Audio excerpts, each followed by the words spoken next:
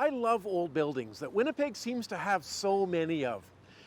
Some of them inevitably end up being abandoned, and I always wonder, why were they built in the first place?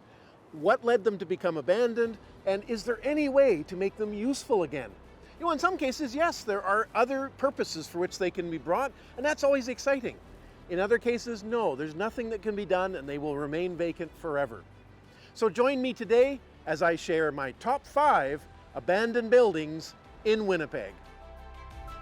I'm Gordon Goldsborough, head researcher for the Manitoba Historical Society, radio and newspaper columnist, and author of books on the neglected, the overlooked, the hidden places from Manitoba's past. Join me in this series as we explore back roads to places that tell great stories about how things used to be and how we've ended up where we are today. This is Abandoned Manitoba.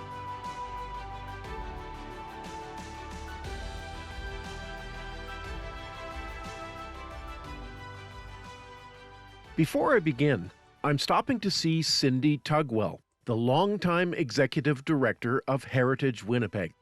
Cindy is going to share with me some thoughts about the city's endangered buildings.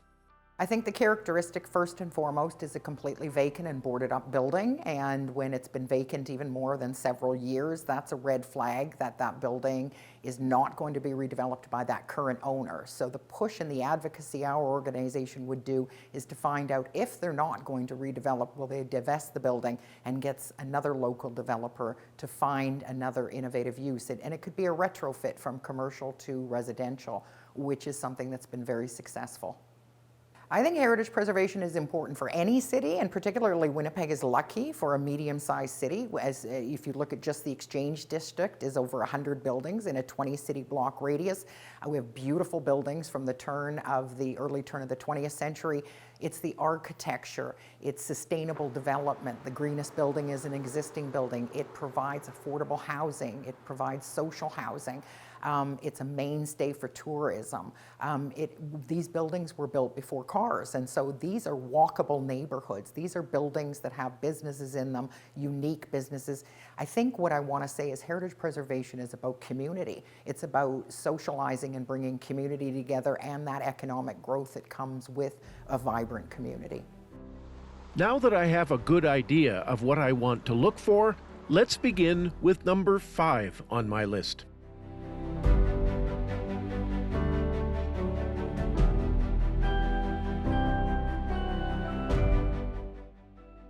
This building on Donald Street dates from 1895. The Masonic Temple was the home for the Masons, the oldest and largest male fraternal organization in the world. At the time of early Winnipeg, anyone who was anyone would have been a member of the Masons. And the Masons met here until 1969, when they moved to another office in the suburbs. This building then became a restaurant. In 1971, the former temple became home to a restaurant and dance club called the Rec Room, and its proprietor was Oscar Grubert. You may remember him for the many iconic restaurants that he operated in Winnipeg, starting in 1957 with the very first Kentucky Fried Chicken franchise in Manitoba. From the 1960s to the 1980s, Grubert opened such popular restaurants as Camp's, Gruby's, Butcher Block, Coco's, Mama Trossey's, The Garden Creperie, Chances Are, Thomas Button's, G. Willikers, T-Bones, Carlton Street Fish Market, Strawberries, the Palomino Club, and Blue Jeans Cabaret. In April 1975, the place reopened as Mother Tucker's Food Experience. It would dominate Winnipeg's dining scene for the next 24 years. Stories abound about supposedly paranormal and ghostly occurrences that were witnessed by diners and staff in Mother Tucker's. The last restaurant closed in 2003, by which time the building was really showing its age. It didn't meet modern needs. It didn't have an elevator. Its mechanical systems were dated. So realizing that, the owner decided to do a complete retrofit, ripped out the entire contents of the building, put in the needed mechanicals, but for some reason, nothing happened. The building has been sitting vacant for 18 years. And now, number 4 on my list. The 9-story building behind me, facing onto Portage Avenue, was built in 1912 as one of Winnipeg's first skyscrapers.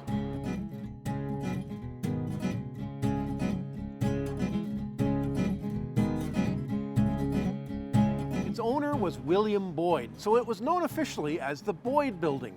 But for decades and for generations of Winnipeggers, it was the Boyd Medical Center, because it was essentially the center for the medical profession in Winnipeg. Doctors, dentists, x-ray labs, laboratories, all of them had offices here in this building.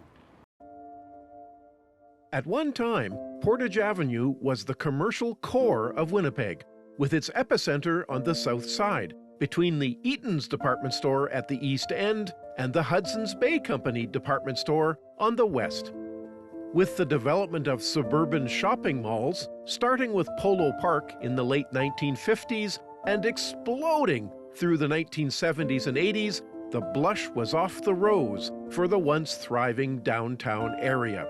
Suburbanites preferred not to spend the time coming downtown for services. Doctors, dentists, and other professionals closed their offices in places like the Boyd Building and followed their clients to the burbs. The tenants began to move out in the 2010s, and by 2017, the building was empty except for a medical clinic and a pharmacy on the main level. They're now gone too, and effectively, the building is empty, and it has been for at least 6 years. Sitting at number 3, of the major cities in North America, Winnipeg enjoys one of the lowest rates for electricity. The reason dates back to 1911, with this building on Rover Avenue. construction of the Rover Electric Terminal started in early 1910. This 2-story brick and stone structure with a full basement was completed and electrical equipment was installed inside. In October 1911, the terminal began operational testing just as the first generator at Pointe du Bois came online.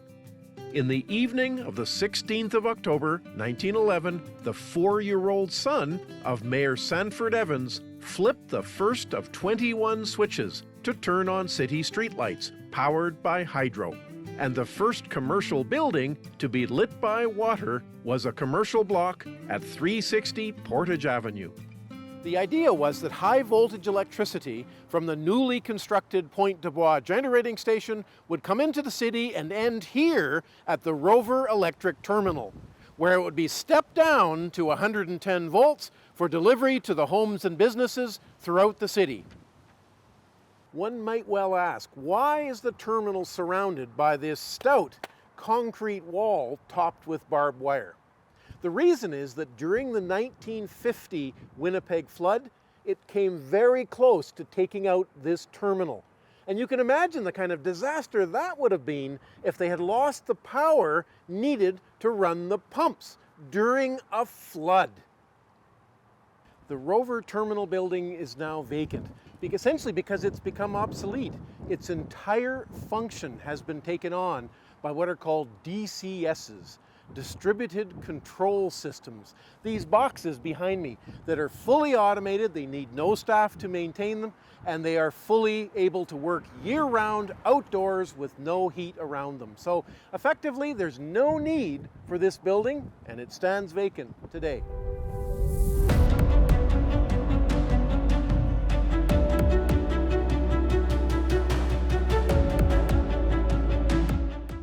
And with the number 2 spot on the list, in early Winnipeg, one of the biggest threats to buildings was fire.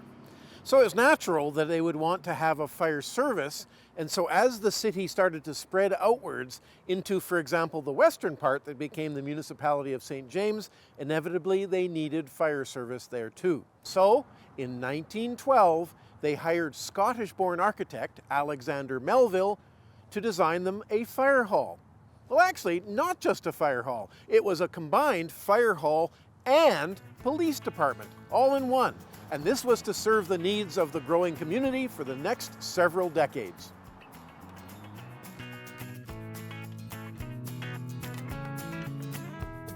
Architect Melville had made a reputation for himself designing utility buildings. He built a lot of the fire halls in Winnipeg, as well as some other utility buildings like telephone exchange buildings. This one was fairly typical, but with a slight variation. It had 3 large doorways, which were presumably for the fire trucks, but it had an additional doorway that's now been bricked over. That would probably have been for the police car. The main entrance was here underneath the sign, and it's of course been bricked over as well. So it has been evolving through the years.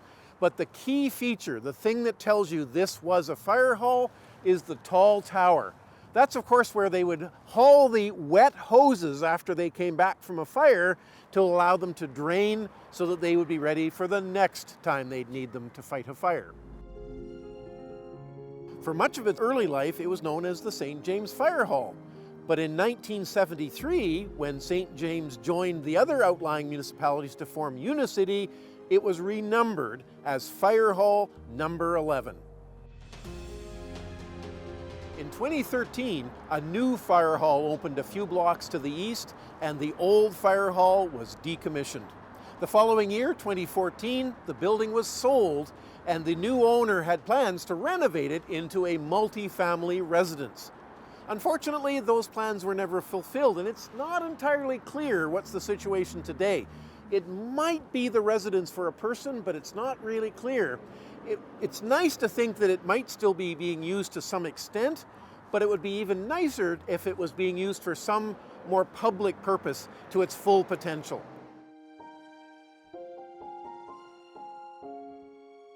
And in at number 1,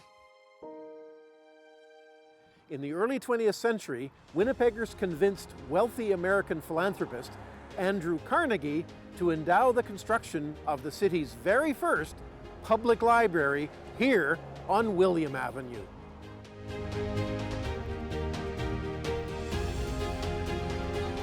It was the flagship for Winnipeg's public library system for decades, until 1977 when the Millennium Library opened and it was relegated to the status of a local branch library.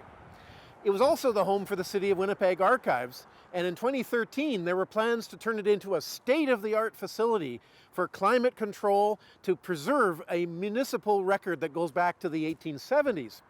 Unfortunately, in 2014, a major catastrophe happened. During a rainstorm, water got in, threatening that valuable collection, and they moved it all out. The building has been vacant ever since.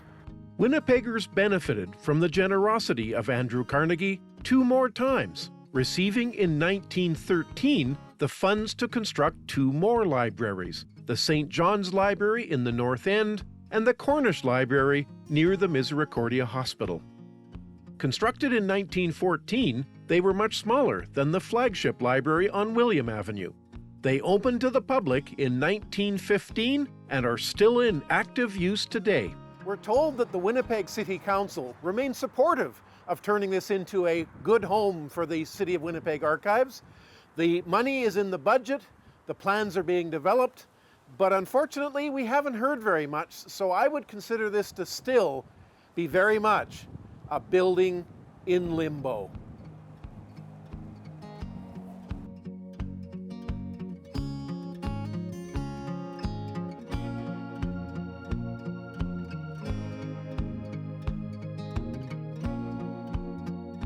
So there we have it, 5 nice old buildings, none of them structurally compromised, all with great potential. And that's what I think is the underlying message. There are many other buildings around Winnipeg too that aren't being used to their full potential. All it takes is a little creative thinking with some new uses that could make these old buildings live again.